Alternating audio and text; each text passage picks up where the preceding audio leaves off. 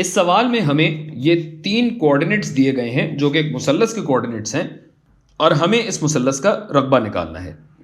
करने को आप फॉर्मूला भी डायरेक्टली लगा सकते हैं, लेकिन बेहतर हमेशा ये होता है कि जब कोऑर्डिनेट्स दिए हुए हों तो आप उन्हें प्लॉट करके डायग्राम बना लें।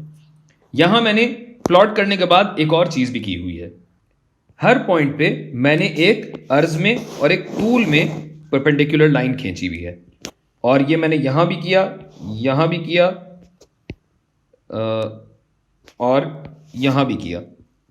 अब ऐसा करने से हुआ क्या कि मेरे पास एक मुस्ततील आ गया, क्यूब आ गया, जिसके अंदर ये मुसल्लस पिन्हा है, या ये कहिए कि पॉइंट टू पॉइंट जुड़ा हुआ है।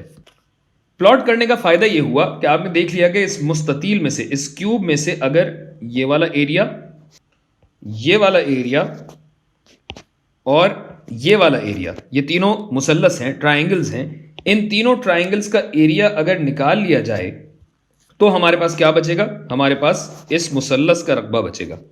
चलिए देख लेते हैं। मुस्ततील का एरिया, एरिया ऑफ रेक्टेंगल कितना हुआ? लेंथ मल्टीप्लाइड बाय ब्रेड्थ, लंबाई ज़रब चौड़ाई। तो लंबाई कितनी है भाई? 2 यूनिट यहां और 5 यूनिट नीचे। 2 3 4 5, ये टोटल बनता है 7 यूनिट। 7 यूनिट ज़रब चौड़ाई, चौड़ाई कितने यूनिट है? यहां से शुरू करें अगर तो 1 2 3 4 5 6 7 8 9 10, यानी टोटल हुई 70 यूनिट्स स्क्वायर्ड, मुरब्बा यूनिट्स। और बाकी इन 3 मुसल्लसों का, मुसल्लसीन का रकबा अगर आप निकालें तो क्या होगा भाई? एरिया ऑफ ट्राइंगल 1, जो ये गुलाबी वाला है, half into base into height, half into base, base कितना है? बेस है 1 यूनिट, ज़रब हाइट जो कि है 10 unit. Base 1 unit, height 10 unit, ये हो गया 5 यूनिट स्क्वायर्ड। फिर ये हरे वाले का रकबा,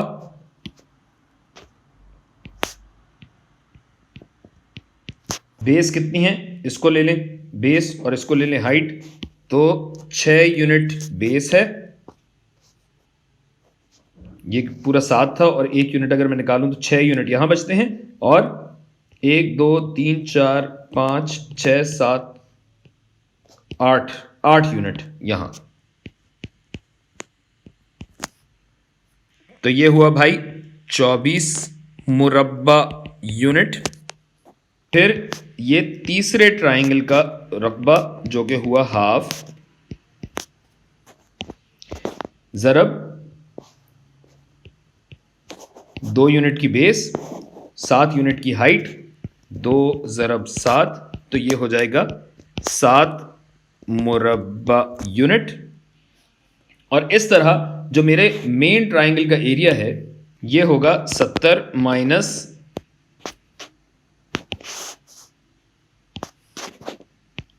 5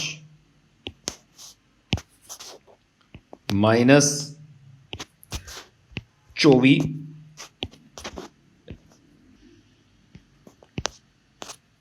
माइनस 7, जो कि बनता है 34 मुरब्बा यूनिट। अच्छा, अगर गौर से देखें तो जैसा मैंने शुरू में कहा था कि फॉर्मूले से भी यही काम किया जा सकता है, तो फॉर्मूले में भी एग्जैक्टली यही काम हो रहा होता है। और ये एक तरीके से समझ लें कि हमने डेरिवेशन करके और फिर एरिया निकाला है, जो कि सबसे मुस्तनद और सबसे सही तरीका है। और फॉर्मूला भी इसी की बुनियाद पे बनता है, जिसको हम अगली वीडियो में देखेंगे।